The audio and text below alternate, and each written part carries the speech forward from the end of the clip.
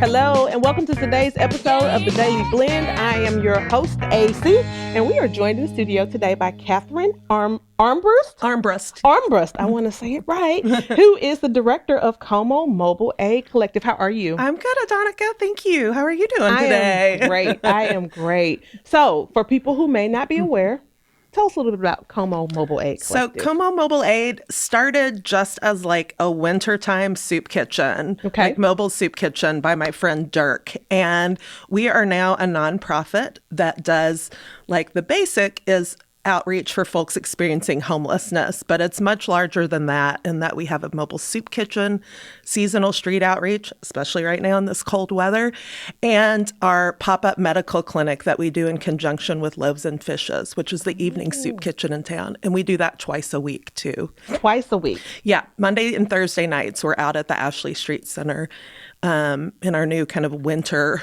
space. So we're still kind of working outdoors, but we have a heated trailer for accessible wound care. We've got first aid and hygiene distribution out of our new bus that's in phase 1, soon to be a mobile med bus to do some street medicine action. And then we have our thrift store where we have warm layers and stuff in a big shipping container out in the parking lot there as well too. So between food and making sure people stay healthy and warm, that's pretty much our main goals right now, especially with the winter months. And where is all this physically located? So our mobile soup kitchen is literally mobile. We go around town and we have folks that we meet up with that know where our stops are. And then we also serve at like the library and at Turning Point Day Center, which is on Wilkes Boulevard. So And you guys are out every day? We are out on Mondays and Wednesdays, and we're about to kick off our winter Fridays in a couple of weeks too. So we do 3 days a week in the winter. Yeah, because I mean, wintertime, it's brutal. It's much harder for folks to reach food in the winter, right? And we try and provide really like high calorie food too, because people are on their feet and walking a lot. And so they're burning a lot of calories in this cold. So when did it first start, did you say? So Dirk started just the mobile soup kitchen during the winter in 2018. And then my friend Kelsey and I met him doing some other social justice work in 2020. And then we started going out with Dirk in February of 2021. And when he sort of retired for the winter, we decided we wanted to keep it going year round. And so since then, it has grown into all of this other kind of amazing direct service that we are just thrilled to have the community support for. Yeah, that's wonderful. That's wonderful. You were like, we're going to keep this going. It just grew super organically. I mean, the med team started literally just because we were doing some outreach at Wabash Bus Station in 2021, February of 2021. February of 2022, and someone had a burn, and I invited my friend Gail, who's a nurse. I was like, will you come take a look at this burn? And I put a picture on social media, and we suddenly had like medical professionals reaching out. And so our med team was born from like just that tiny moment. Don't you love organic growth? It's pretty amazing. In 2 years, we've gone from like a very small first aid backpack to a bus, a trailer, and a big like shipping container thrift store. So it's been pretty amazing. So you mentioned that the bus is in phase 1. Yes. So tell me a little bit about what's coming. So we got a grant. We got a couple of grants from the Stafford Family Foundation and VU to purchase this medical bus. So right now we have it outfitted just to do distribution in the winter. And the next phase will ideally be to get it fit for mobile use, where we can drive it around and serve folks that aren't able to get to the clinics. So, that's wonderful. Ideally, it'll have distribution. It also has a wheelchair lift, so folks can get into it, and it'll have a treatment room as well.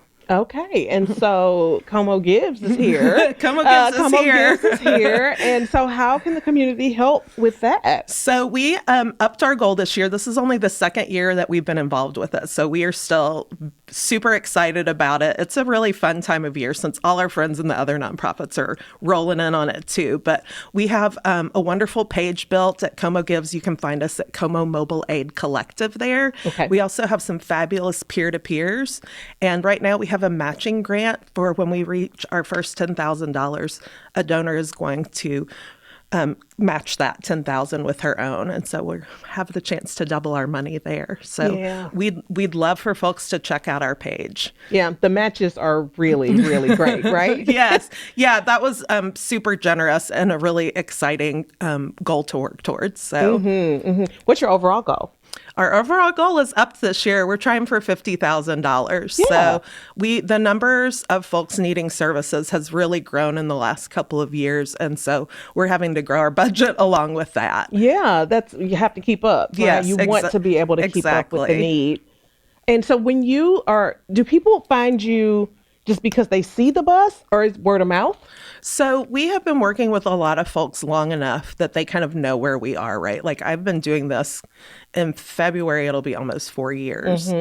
So because we're right next to Loaves and Fishes, and we were like before Loaves and Fishes moved to the Ashley Street Center, we were in Wilkes Boulevard Church on Mondays and Thursdays at the same time as dinner. So that's the population that we need to reach. So we need to go like where they are, right? Yes. And so it's been really easy for people to find us because we're literally right there. Yeah, that makes a huge difference because you have people who are receiving services. And then I imagine you're working with other nonprofits for other resources, kind of like wraparound resources. So I imagine they send people, or they say, Yes. find. I call that our coalition of kindness. I just sort of started calling it that. But yeah, we work with folks from Burrell, from New Horizons. Tyler, who's the social worker at Daniel Boone Library, is an amazing connection for us, and he has done wonders for this population. And then Love Columbia, we work with a lot of case managers there too. So it really does take a community to kind of problem solve, right? No one group is going to be able to sort of dig through the needs of this systemic issue. That's Yeah, we're really happy to work with Turning Point and Room at the Inn too. So That's wonderful. And what is your website? our website is comomobileaid.org, and you can find us on Instagram and Facebook at Como Mobile Aid. Okay, so you guys are everywhere. We are. I love that. I love that you're everywhere. And people can also go to Como Gives and just search you guys up by name. But you are Columbia Mobile Aid. Como Mobile Aid. Okay, perfect. Comac is our nickname. Comac. Okay, well, go find Comac on Como Gives. Thank you so much for Catherine. Thank you, Adonica.